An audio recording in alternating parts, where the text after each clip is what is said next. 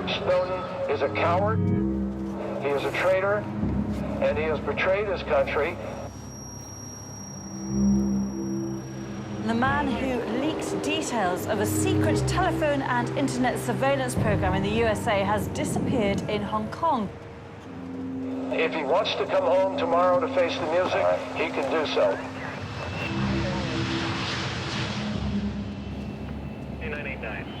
Taxi Hotel. They should use every legal avenue we have to bring him back to the United States.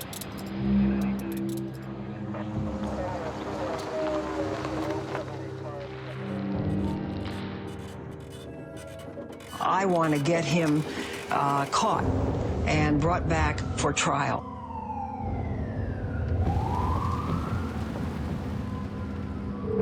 I don't know how anybody can view this person as anything other than a criminal. We'd been telling him, get out, get out, get out, get out.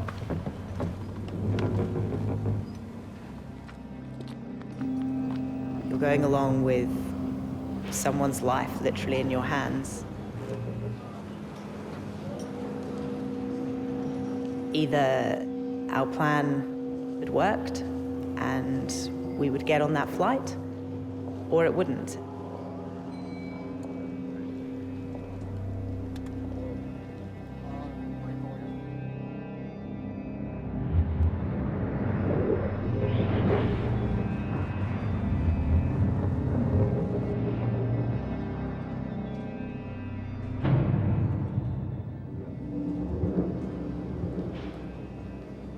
Just 3 weeks earlier, Edward Snowden, a 29-year-old analyst for the National Security Agency in the USA, was waiting for journalists he thought he could trust.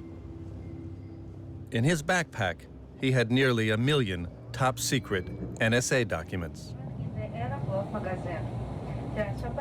The journalists were traveling across the world, from New York to a hotel in Hong Kong, for a secret meeting whose outcome they couldn't predict.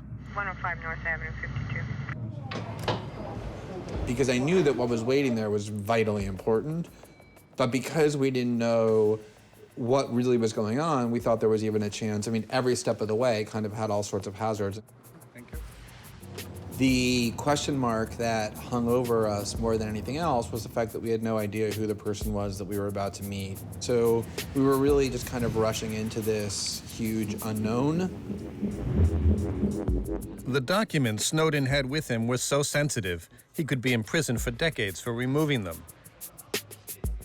For all he knew, the U.S. authorities could have intercepted the communications of the journalists, and he was about to fall into a trap. I'd crossed the Rubicon at that point, actually. You know, I think, I don't think anybody can reach such a clear turning point in their life without thinking alia jacta est to themselves. You know, the die is cast. I had to expect that the most likely scenario was that I would be led out in handcuffs. How would we know that we weren't talking to some agent or somebody else? So the quite ingenious method that he invented was to hold this Rubik's Cube, and that was the first thing I looked for.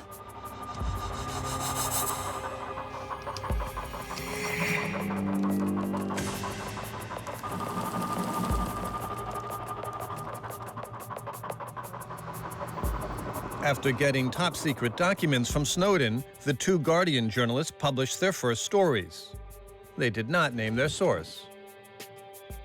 Edward Snowden's identity remained a secret. At the time, I thought he was paranoid.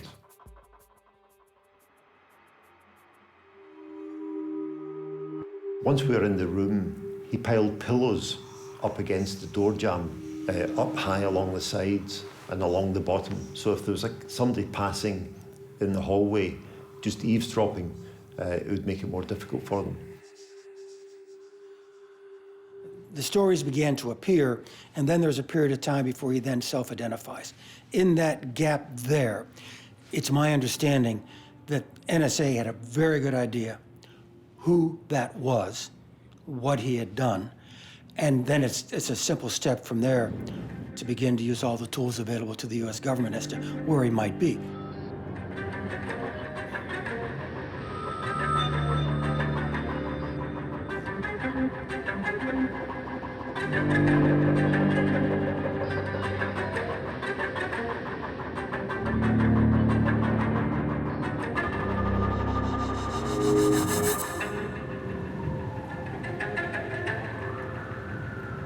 when he wanted to access his laptops, he had a big red hood that he would put over his head and over his computer, so that when he was putting in these passwords, he was scared that somebody might be able to see him through the window, or maybe there was a hidden camera in the room. This is the greatest loss of secrets in our nation's history. And so that certainly was energizing the other parts of the U.S. government to do everything they could to get him, and especially the materials, back before there was any more harm. How far was the U.S. willing to go, based on your professional experience in the intelligence community? For me, it was a question of, could the government feel every copy of this material could be stopped at a single point? And if that point had presented itself, I don't know what they would have done. That it was even possible that they might try to kill me. He was incredibly edgy. He was nervous. I remember there was a fire alarm went off, and he wondered, was this a tactic to get him out of his room? Always hovering above everything we were doing, was the possibility that at any given moment there could be a knock on the door that would put an end to our interaction.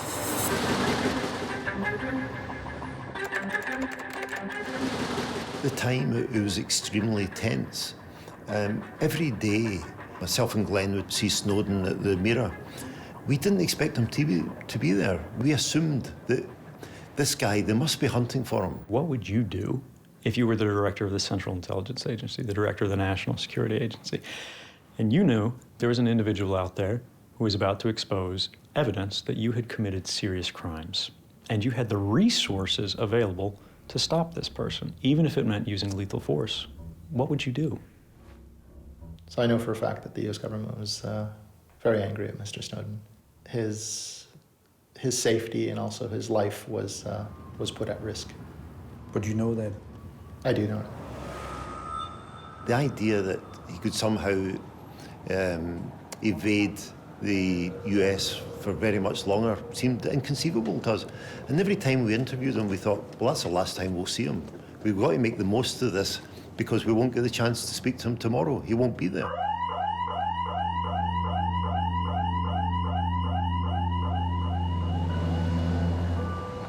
For many years, Edward Snowden worked at NSA headquarters near Washington, D.C., just miles from where he grew up.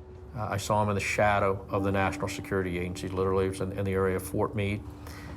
He was there. I picked him up and we went out to dinner. The Snowden family has a long history of military service dating back to colonial times. Edward Snowden had an impressive career in America's intelligence community. By the age of 27, he'd gained access to its deepest secrets. He just seemed almost depressed, and I was very concerned about him. It was not the Ed that I knew. What Snowden couldn't tell his father during that dinner was that he'd discovered NSA documents that disturbed him. One of the key things that actually motivated me was the growing realization that we, in the United States government, were increasingly making decisions that departed from the rule of law.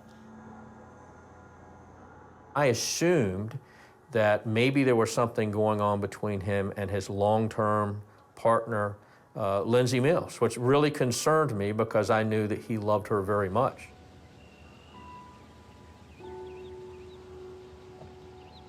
And I gave him a hug. You know, it was, you know, I love you, Dad, I love you, son.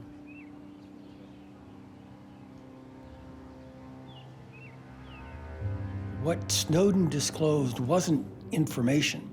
He disclosed how we collected information. In other words, he didn't reveal a bucket of water. He revealed the plumbing. He revealed how we gather, process, and distribute water. And therefore, that's going to have a really harmful effect on American intelligence for a very long time. Mr. President, thank you for those kind words and for the confidence that you and Ambassador Negroponte... No one played a more important role in creating the NSA we know today than General Michael Hayden. He was given the job by George W. Bush with a mandate to stop at nothing to stop terrorism. When I returned from Korea in 1999 to take the position at NSA. Michael Hayden, former director of the NSA and CIA, ran a program called Stellar Wind, where the communications of anyone in America could be collected en masse under the pretext of preventing terrorism. If you're asking me to delve into my deepest emotions, it was the arrogance of an individual who looked upon the activity of the National Security Agency and believed that his legal and ethical judgment trumped the judgment of his co-workers, his leadership, the American president, the American Congress, and the American court system. I thought to myself, what kind of man is this?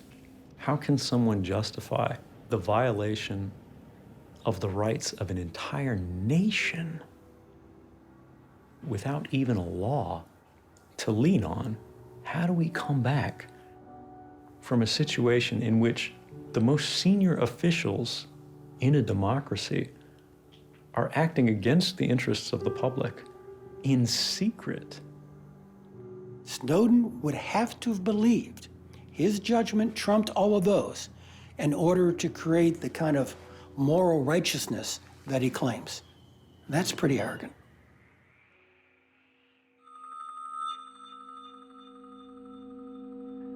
My name's Ed Snowden. I'm 29 years old. I work for Booz Allen Hamilton as an infrastructure analyst for NSA. Revealed massive NSA surveillance programs to collect phone records and internet data on a scale that many people never imagined. I don't welcome leaks. Journalists have been searching far and wide across the territory. Where is he? It's almost certain that he is still here in Hong Kong, hid from the US intelligence services.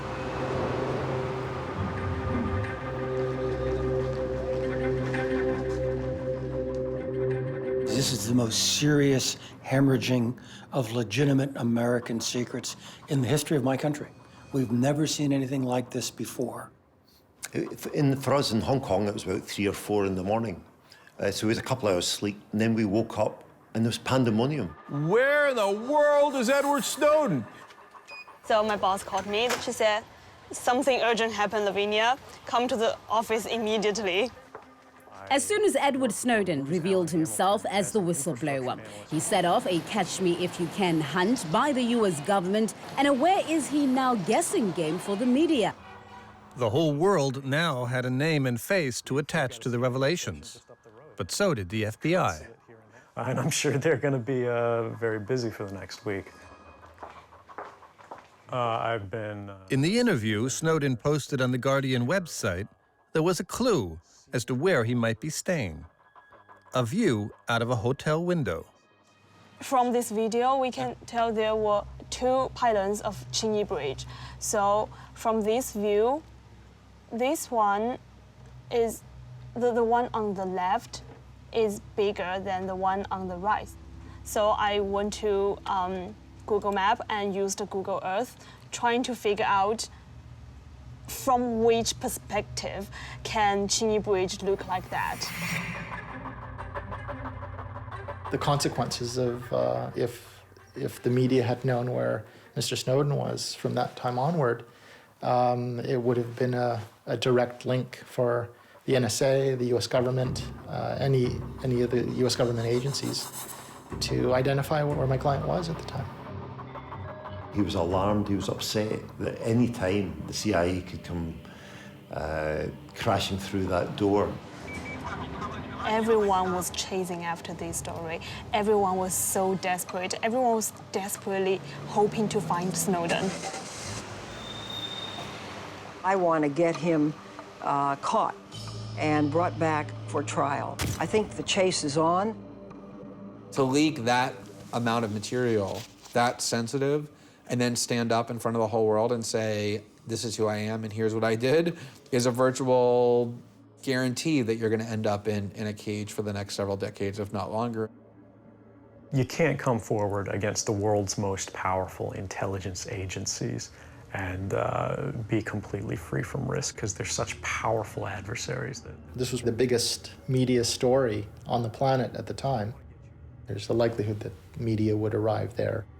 He needs to leave the hotel immediately and just to leave everything behind. When I went to Hong Kong, I didn't intend to get out of this safely. You know, this wasn't about me. I didn't care what happened to me. My part of the job was finished. The journalists were probably going to be there in a matter of minutes. And they just occupied the lobby, and they were hunting, saying, "Where was Snowden? Where was Snowden?" A bit like a bright siren, you know, declaring to everybody, "Oh, here's the man of interest."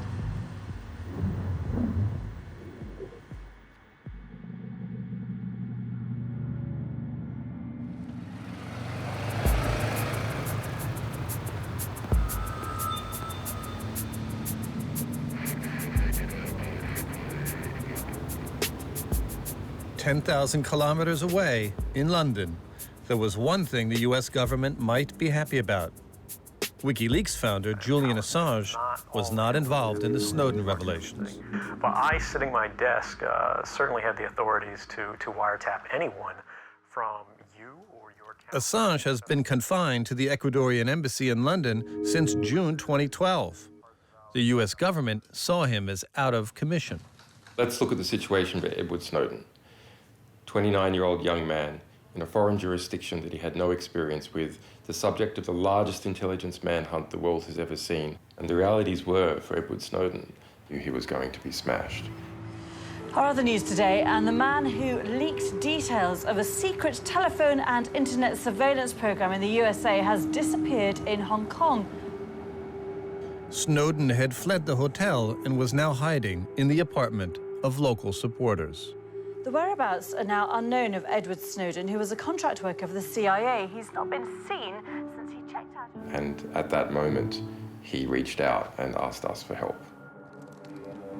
With WikiLeaks, Snowden hoped he had found a team that was a match for the NSA. He knew the US was investigating WikiLeaks for espionage and terrorism. Years of surveillance had left WikiLeaks no option but to protect their communications through encryption, something Snowden considered vital. Assange and his colleagues only agreed to appear in this film on condition WikiLeaks lawyers be permitted to vet their interviews. Sarah Harrison, a journalist at WikiLeaks, was busy running an election campaign in Australia when she got a call from London. I spoke to people from work, and they said, "Have you seen this thing about Snowden?" And I was like, "What's wrong with the mountain in Wales?" And then they're like, look online. So I looked, and yeah, he'd gone public at that stage. A video had gone out on The Guardian. At that moment, when I first heard his name, I didn't for a moment imagine I would be spending 4 months with him. Although to the outside world it looked like a hurricane with statements from the White House and stories appearing in the newspaper and a lot of interest about what he was doing in Hong Kong, I knew that actually this was the calm moment, and that the real storm was just about to come, and he would be sucked into this vortex within 2 weeks of imprisonment, arrest. I'd seen Chelsea Manning go through a similar experience. After 3 years of solitary confinement without trial, the US military's most famous whistleblower, Private First Class Bradley Manning, finally... Until Snowden, Chelsea Manning's leak of American government documents had been the biggest loss of secrets in American history. WikiLeaks had published the documents, but had to stand by and watch as Manning was caught and held in conditions characterized by the UN as cruel, inhuman, and degrading. The US tried very hard to make Chelsea Manning a general deterrent in its incredibly abusive treatment of him, psychological torture, and simply for communicating to the media. I knew about Chelsea Manning, going into it. There was never any question about how that case was going to be settled. And you were willing to put yourself in the same position?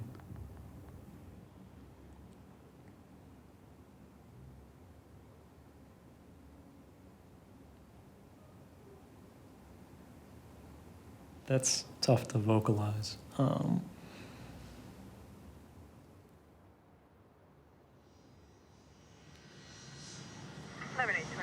code 6, 105 North Avenue, 52. 3 days after Snowden went underground, Sarah Harrison landed in Hong Kong. She took charge of what was to become Operation Asylum. Mentioned that there was a person by the name of Edward Snowden who had checked in and out, but it's still not clear whether. What was particularly extraordinary, I think, was while all of these news organizations around the world, all of these publishers were trying to get a piece of the story, and there was only one publisher that actually said, we want to help the source. We want to make sure he's okay. We want to make sure that no matter what happens, he has somebody on his side, and that was WikiLeaks. If there was one thing I could change, it would have been whether we could have done more for Snowden. I did have a discussion with the editor, Alan Rusbridger, and the US editor, Janine Gibson, about what we could do for Snowden, whether we should be paying his hotel bills and whether we should be getting him legal advice. I wish we'd thought it through, and maybe if we had more time, we could have come up with something. It was the US government versus WikiLeaks, and not just in the grand jury court, but right there on the ground in Hong Kong. Protect Snowden! Snowden blew the whistle on American efforts to spy on innocent citizens. Today, we all blow the whistle. Protect Snowden! Protect Snowden! Disavow privacy of internet! The US government has filed criminal charges against Edward Snowden. I think it was probably on my birthday when the present I got from the government was that they unsealed an indictment against me. Edward Snowden has been charged with espionage, theft and conversion of government property. And what was extraordinary about the indictment was the fact that they included espionage charges. Now, they knew that I wasn't working for any foreign government. That was clear from the beginning. They knew that I was working with journalists, and that the recipient of the information was the public at large. Washington now wants help from Hong Kong officials because Snowden's been hiding in the Chinese territory since unleashing the revelations about the National Security Agency. The charge of espionage increased the pressure on the Hong Kong authorities to act and made Snowden's position even more dangerous. It meant that if Snowden was caught, he could face the death penalty back home in the US. Snowden took the risk of leaving his hideout and met his lawyer who warned him. Sooner or later, Hong Kong would hand him over to the US, where he could expect the same treatment as Private Manning. In terms of Private Manning's situation, clearly he had been subjected to cruel and inhuman, degrading treatment or punishment. As such, this raised grave concerns about what would happen to Mr. Snowden if he was returned to the United States. Snowden could not be sure if the Hong Kong authorities would do as the US was demanding and arrest him right away. Hong Kong citizens were on the streets calling him a hero, but the Hong Kong authorities were in an unpredictable situation. Snowden knew there was always the possibility the central government in Beijing would intervene and sacrifice him in a deal with the US. The things that were told to us was that the feeling within the government was that they just wanted it, the Hong Kong government was that they just wanted it gone. He was a hot potato, they just didn't want to have to deal with it. They were either going to upset the people of Hong Kong or they were going to upset Beijing, and it was just too problematic. The Hong Kong government decided to play for time. Rather than arrest Snowden, they decided to wait for the proper paperwork to arrive. But Snowden was still in danger. With the nature of the disclosures he made, there was a real and immediate risk that he could be arrested in Hong Kong.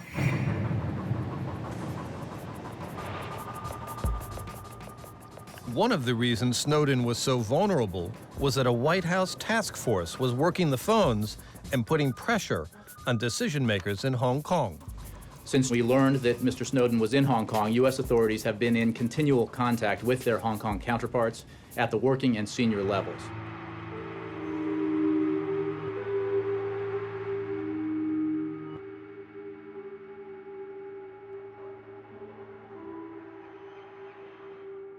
The U.S. was certain if the Hong Kong government decided to arrest Snowden, they would not have problems locating him. Look, the Chinese have a wonderful intelligence service. I would lose all respect for my Chinese colleagues if they did not have very good knowledge as to what was going on. Although our analysis was that Ed would face serious consequences and should immediately leave Hong Kong, he was reluctant to do that until it seemed like there was no other choice, because he wanted to explore different options and so on, and this was driving us mad. WikiLeaks had been working out various options of where he would be safe, where he could go, different people's opinions around the world. But I mean, it was his decision, it's his life.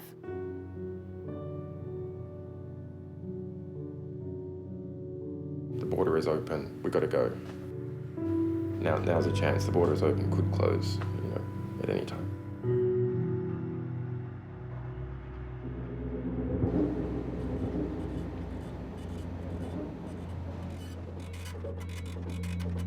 Then something happened that narrowed the options for Snowden. The request for his extradition arrived from the United States on a Friday night.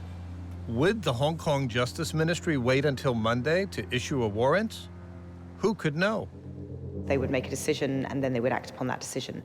We needed to move. The clock was ticking, very definitely then. Mr. Snowden was in a difficult position where he could be arrested at any time. What Edward was concerned about is knowing the exact status of the border. So he agreed that he should leave, but as soon as he went to passport control, maybe he would be arrested. So he was very reluctant to actually leave because that would cut short his last hours of freedom. Attorney General Erik Holder placed a phone call stressing the importance of the matter and urging Hong Kong to honor our request for Snowden's arrest. It was the end. He couldn't wait to continue to assess the situation. He had to make a decision.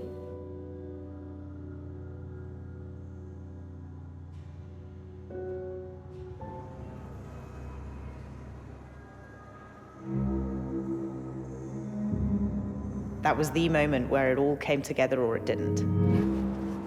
Either our plan worked, our negotiations had worked, and we would get on that flight, or it wouldn't. We, over the weekend, the United States has been in touch via diplomatic and law enforcement channels with a number of countries which Mr. Snowden might transit or that could serve as final destinations. This was the largest intelligence manhunt the world has ever seen, so the US was throwing everything, all its resources at this thing.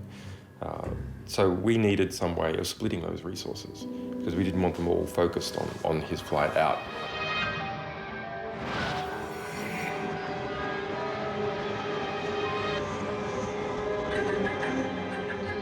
Well, he bought a ticket to India as cover. It was booked using his credit card for 2 days after the actual asylum flight. In all, WikiLeaks bought more than a dozen tickets in Snowden's name on flights leaving Hong Kong. They hoped the US wouldn't figure out which flight he and Harrison were aiming for. I was worried about missing the flight. We were running late, basically, due to the fact that I had been printing all of our airline tickets, and there was an issue with the printer and just sort of these stupid things. We're advising these governments that Mr. Snowden is wanted on serious felony charges, and as such, he should not be allowed to proceed in any further international travel, other than is necessary. I spoke to Edward the day before, and I told him that the highest risk is in the airport. He was getting very nervous, and his lawyer kept calling. I think he worried too that the whole thing would collapse. I don't think the US would assassinate him in the airport. I don't think that would happen. But that they might kind of make a fuss and lean on airport authorities to hold him and detain him. And then the State Department could bring all its assets to bear. There have been repeated engagements by the U.S. Department of State and U.S. Consulate General in Hong Kong. There have been repeated engagements by the FBI with their law enforcement counterpart.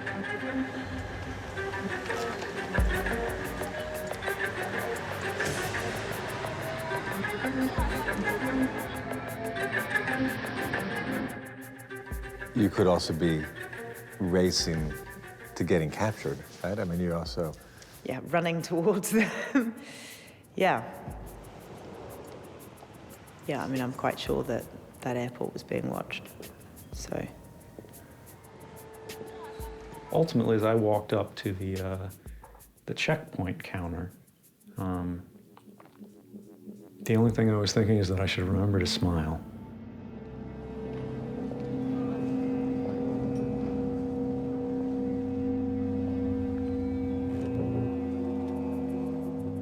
The guy took our passports, which is obviously the normal thing to do. So mine was sort of fine, and then Snowden's one sort of took a while, and again, reaching for the phone, and a little bit confused, and the computer made a funny sound, and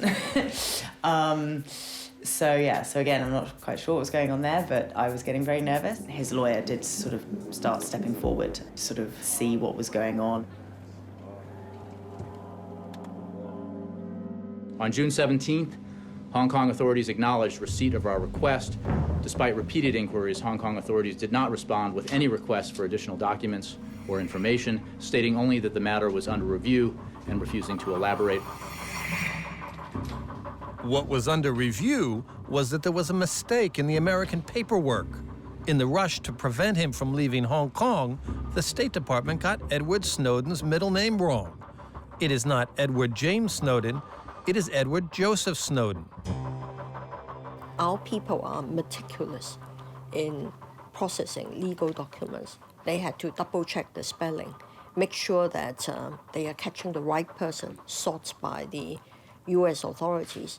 I don't think our authorities deliberately held up the arrest, but we need to take maybe a few days.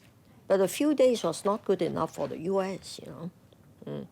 And apparently Snowden made use of the few days available to work out his escape. As it happened, we were rushing our paperwork forward as Snowden's trying to leave Hong Kong to fly on to Russia. We made it easier for the Chinese and the people in Hong Kong to make the decision they made because of the delay.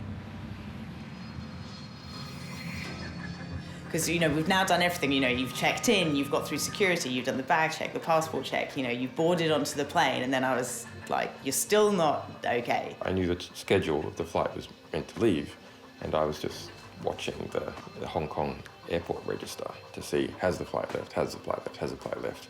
And it was late. It was 20 minutes late, so I was quite concerned. Well, then the other thing that made me very nervous was when we were waiting to take off.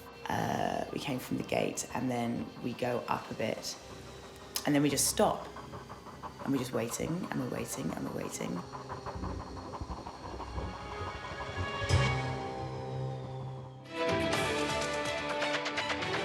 And straight to our breaking news for you this hour. Chinese sources have alleged that NSA whistleblower Edward Snowden is en route to Moscow from Hong Kong.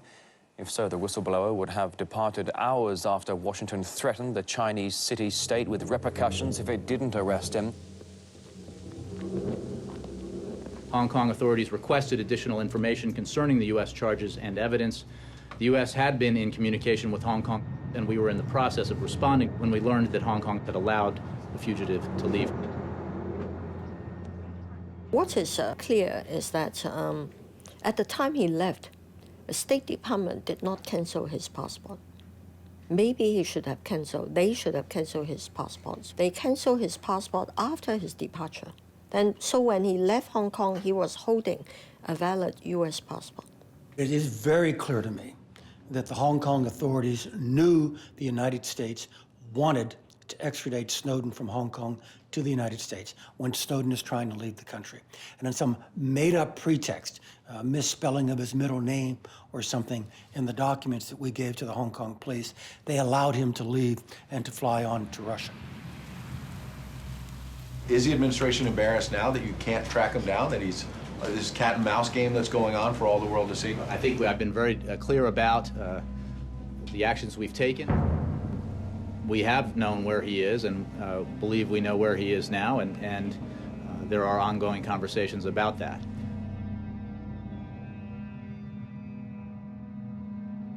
We both sort of just sat there, like we really didn't say much until that moment where we were out of the airspace, and there was a visible, and then that's when we first sort of had any real conversation. And what did he ask? What did he ask you, or what? Pretty much his first question was, "Why did you do this? Why did you risk everything just to help me?" I was sort of saying, yeah, but you were wanting help or something. And he said, yeah, I was wanting help and advice. I didn't think that WikiLeaks would send a ninja in to get me out, which was funny enough. But then about 2 minutes later, a fly buzzes past. And I've never done it before in my life, and I'll probably never do it again. But I just went, oh, that's annoying, and literally plucked it out of the air. He was like, you really are a ninja. Sarah's probably the most incredibly brave woman I know. She's somebody who is there through the hardest times, in a period of incredible risk. And she put her life on the line for somebody who is a complete stranger to her. There's a lot of information floating around here. Organize it all for us. Tell us what's exactly going on. We're led to believe that Edward Snowden has safely left Hong Kong and is currently in the sky somewhere over the Russian city of Omsk in an A330. He's due to arrive here, we are led to believe, at Sheremetyevo Airport later on Sunday. That's all rumour and hearsay at the moment, but it's thought that his final destination will not be Moscow. At that moment, there was a race for the interpretation of what had happened. So had he left as a fugitive, busted through the Hong Kong airport or whatever, so you had a fugitive on an aeroplane, that was one possible spin that we would see from the media machine. And it was very important to counter that spin, because his whole flight path would have been closed down, because countries and airlines would go, oh, we can't accept this fugitive on our flight. So we put out, as soon as he was in safe airspace, that no, he had left Hong Kong, that he had left Hong Kong legally, that he was accompanied by legal advisors, so this flight path wouldn't be closed down.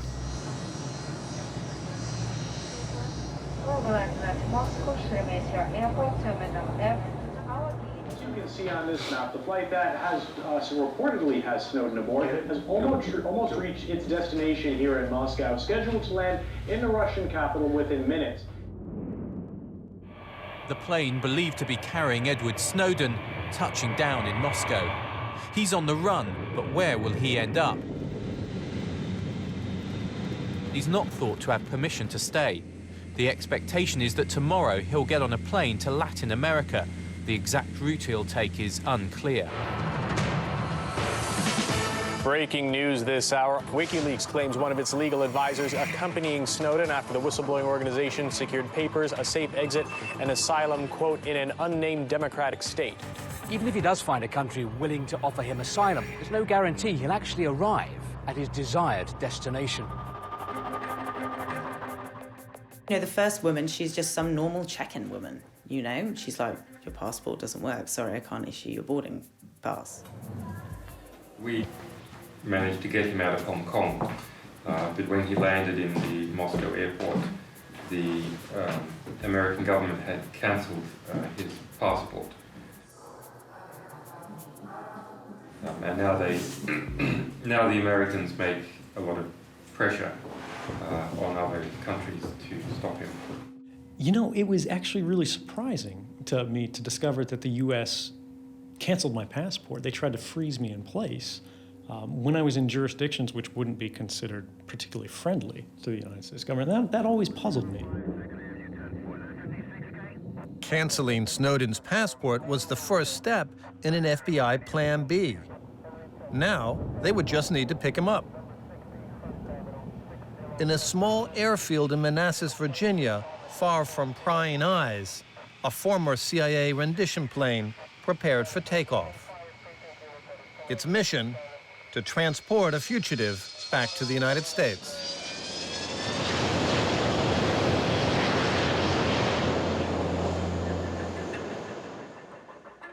But at Moscow airport, Snowden's escape to Cuba still seemed possible. The gate had not yet closed. Julian Assange had asked a diplomat from the Ecuadorian embassy in London to accompany Snowden on the flight and protect him en route to secure asylum. The diplomat just needed to find Snowden at the gate and explained that he now enjoyed diplomatic protection from Ecuador. The Ecuadorian ambassador visited the Sheremetyevo airport on Sunday and But at Terminal F, the presence of hundreds of media people had created pandemonium. The diplomat couldn't find Snowden. Julian Assange began to play switchboard. He tried to bring Snowden and Sarah Harrison together with the diplomat without alerting the press. Go to the information desk or help desk and ask them to put out an announcement asking that Sarah Harrison come to see you. Though they finally managed to meet, the diplomat could not help Edward Snowden. Without a valid passport, he was not allowed to board the plane. The flight to Cuba left without him.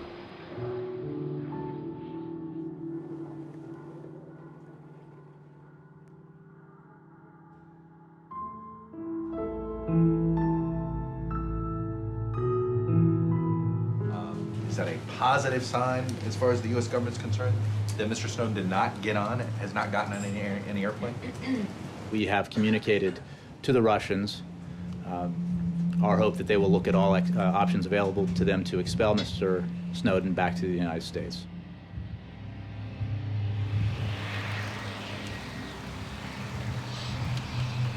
Just a few hours after Edward Snowden landed in Moscow, the U.S. prisoner transportation plane landed in Copenhagen, waiting on standby. Was its mission to transport Edward Snowden back to America? Almost as soon as he arrived in Moscow, the FBI contacted me. I chose to speak to them for 4 hours. As a matter of fact, one of the agents was starting to doze. I shared everything I possibly could. I wanted to help. Back in Terminal F, the Russian authorities offered Snowden a secret deal. He could leave the airport right away on one condition, that he agreed to work with the FSB, the Russian intelligence service. They asked once, they had approached. I mean, it's kind of unimaginable to think that they wouldn't. He didn't give anything to the Russians at all, and he certainly didn't cooperate with them or give them anything in any way whatsoever. And how do you know? I was with him the whole time, so I would stake my entire life on the fact that he did not give anything to anybody. Russian President Vladimir Putin refused Snowden entry into Russia. He and Harrison would have to fend for themselves in the airport's transit zone.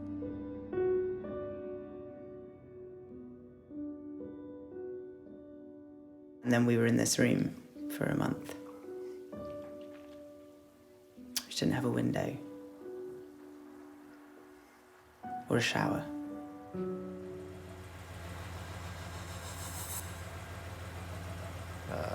These were representatives from the FBI, from the D.C. area, who I suspect were working very closely at that point with the State Department. And they just wanted to talk, and they said, would you be interested in, would you consider traveling to Moscow, flying to Moscow to meet with your son? And I said, absolutely.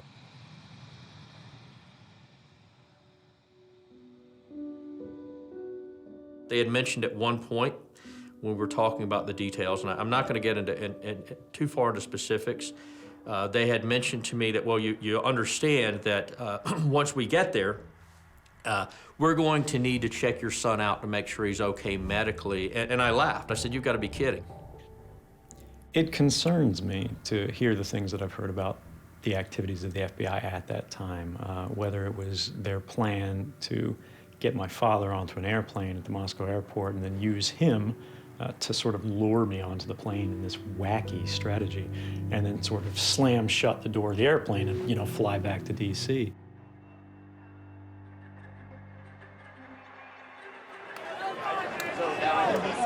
New revelations based on Snowden's documents were appearing every day. Throughout Western Europe, there was popular support for Edward Snowden, and the drama of his flight was on the nightly news. I guess if you know the answer to this one, you will be the subject of... For many in Europe, Snowden deserved protection, not a prison cell. Hopeful that he could harness public opinion and get out of Russia, Snowden filed asylum applications to Western European democracies, 21 of them.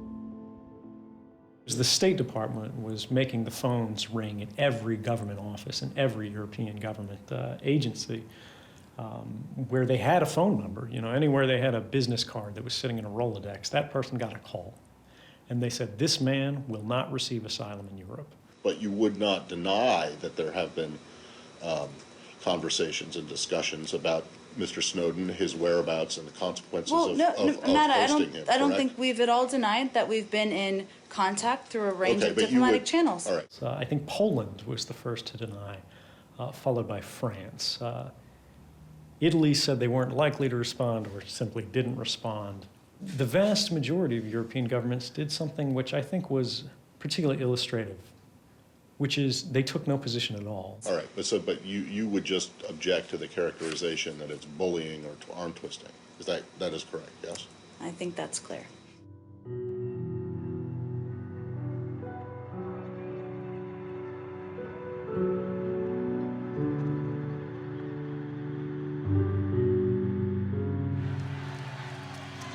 A glimmer of hope after living in limbo for weeks, Venezuela and Bolivia offered the NSA leaker asylum after European countries rejected his official request.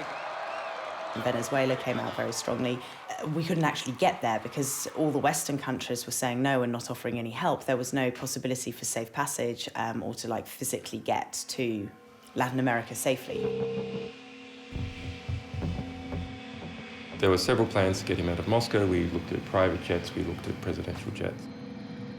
We had a tip-off inside the US administration that they would be fairly confident about taking down a private jet. They'd be a little bit less confident in relation to commercial airliners, and they were not very confident at all in relation to a presidential jet. With Snowden still stuck in the transit zone, he watched on Russian TV as one of the few presidents of the world prepared to offer him asylum landed in Moscow. President Evo Morales of Bolivia had arrived for an international summit of gas-exporting countries. Just before leaving Moscow, Evo Morales left no doubt that his country would welcome Snowden. If Snowden asks for political asylum, will you give it to him? Yes. Why not? Given what President Morales had said, there was a strong suspicion within my government that there was at least a possibility that Morales would be happy to take Snowden with him. When President Morales left for the airport, the FBI thought Snowden might be with him. They believed Snowden was escaping on the presidential jet.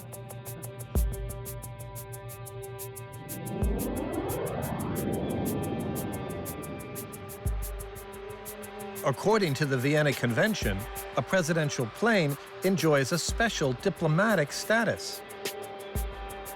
It's like a flying piece of territory from the home country.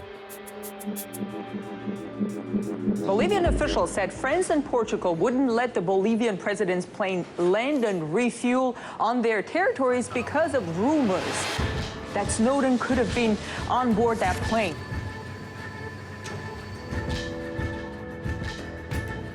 Government to government, express your concern, express your belief, why you think this man may be on that plane.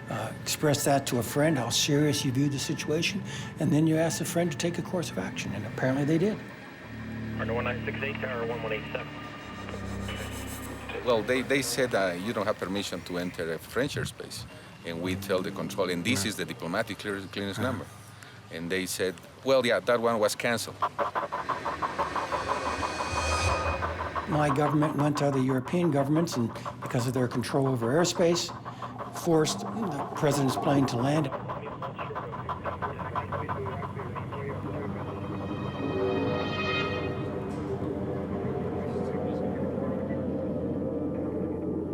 Now, again, this is absolutely unprecedented. I was in my room. I was looking at my laptop, and I was reading the news, and at first I didn't believe it. His jet was ultimately forced to land and underwent a search over rumors whistleblower Edward Snowden was aboard.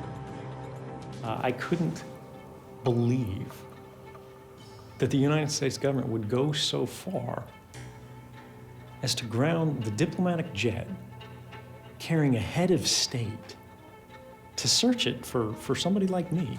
Latin America united with their condemnation. Social media erupted with claims the U.S. was behind the move and Europe a puppet. And that was something that was so physical and so obvious. It was like the tide going out on the power relations between Western Europe and the United States. You could see the underlying power structure, the rocks on this shore that represented the true nature of the relationship, because you could see that actually Western Europe wasn't going into bat for him at all. In fact, Western Europe was playing on the other side.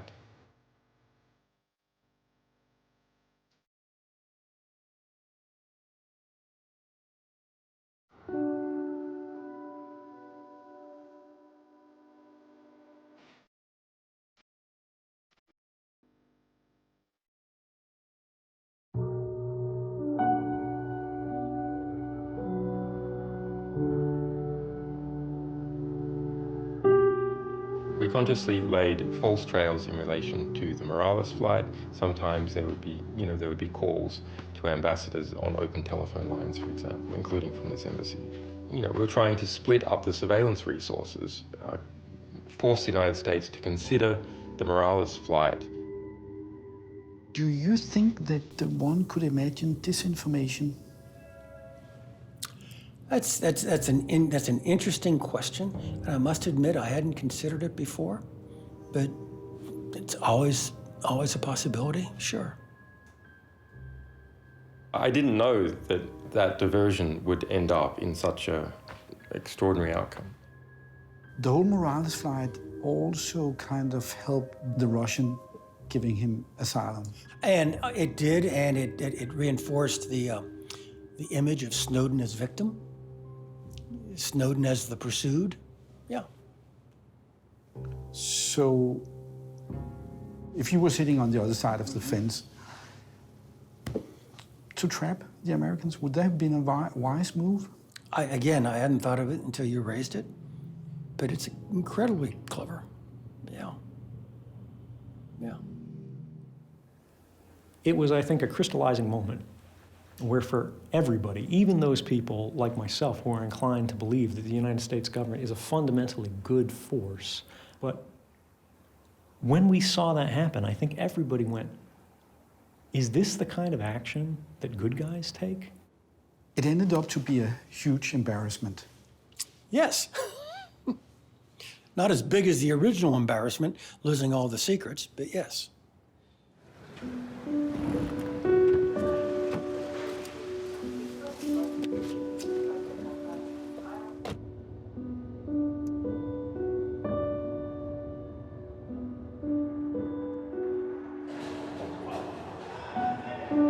Federal Migration Service has confirmed publicly that they have issued Mr. Snowden temporary asylum for 1 year and allowed him to leave the airport. We are extremely... The lights physically hurt my eyes. And I remember actually standing and staring out of the window there and being like, almost tearful to see the sky, you know? And it seemed sort of suddenly extraordinarily amazing and beautiful to see all of the sky.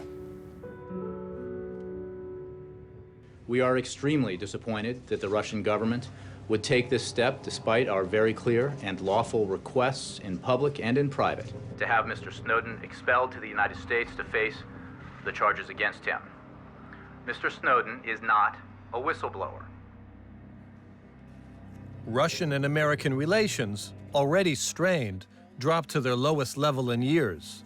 The lack of cooperation between the two great powers haunts the world until today.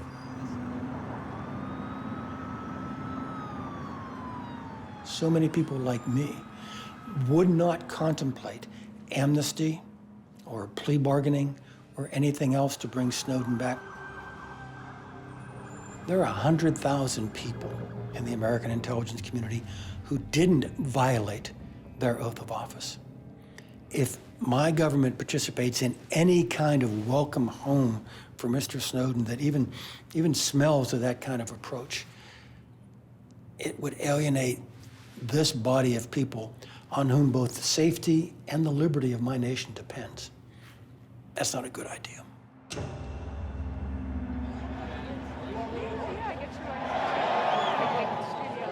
Anybody who's ever embarrassed a great power is never going to be safe. I mean, as long as people feel a sense of retaliation, as long as people feel like they have to send messages and set examples not to mess with us, dissenters are going to be at risk.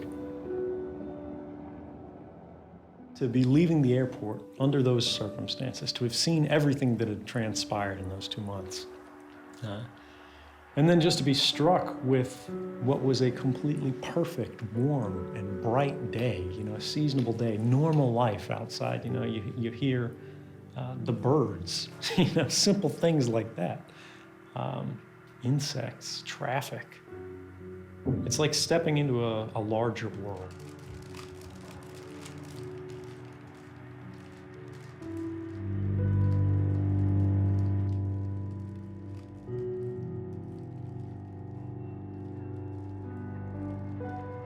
I want to get him caught and brought back for trial.